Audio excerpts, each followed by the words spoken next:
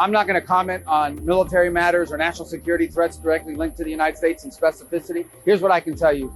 Cuba not only has weapons that they've acquired from Russia and China over the years, but they also host Russian and Chinese intelligence presence in their country, not far from where we're standing right now.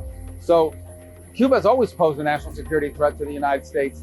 They, by the way, have been one of the leading sponsors of terrorism in the entire region. Our preference in Cuba and anywhere in the world is a negotiated diplomatic settlement, okay? And that's what I would say to you. The president always has the option to do whatever it takes to support and protect the national interest and national security of the United States.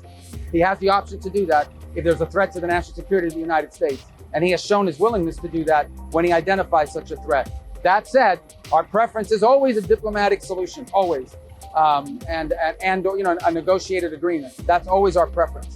But to answer your question, if there's a threat to the national security of the United States, the president not just has the right, he has the obligation to address that national security threat. Well, that was a grand jury in South Florida returned an indictment on Raúl Castro. It has nothing to do with us. The grand jury, the evidence is clear. He admits to it. Raúl Castro openly admits and brags about he shot down civilian, gave the order to shoot down civilian airplanes. And how would you get him here? Well, I'm not going to talk about how we're going to get him here. If we were trying to get him here, why would I say to the media what our plans are about that? I know you have to ask, but why would I answer that? The bottom line, there's a lot. At that point, he becomes a fugitive of American justice. And, well, if there's an announcement, I'm probably we'll tell you afterwards, not before.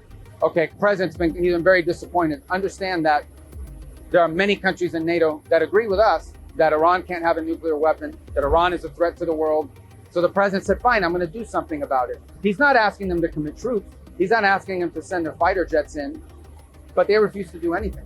So I think the president looks at that and says, hold on a second. If all these countries around the world agree with us that Iran can't have a nuclear weapon, that this regime is a threat to world peace and security, that already have missiles that can reach Europe. They don't have missiles that can reach America yet, but they have missiles that can reach Europe. We're actually step forward and do something about it, and everyone goes into hiding. Yeah, I think we're very upset about that. The president has made that very clear. Well, we've always said a tolling system in the Straits would be unacceptable, but we don't just say that, the world has said that. We have a resolution right now in the United Nations. We're trying to take it to the Security Council. It's sponsored by Bahrain. It has over 100 something, the highest number of co-sponsors in the history of the Security Council have signed on to our resolution. We were in China last week. We mentioned this about the tolling. They're against it. No one in the world is in favor of a tolling system. It can't happen. It would be unacceptable. It would make a diplomatic deal unfeasible if they were to continue to pursue that.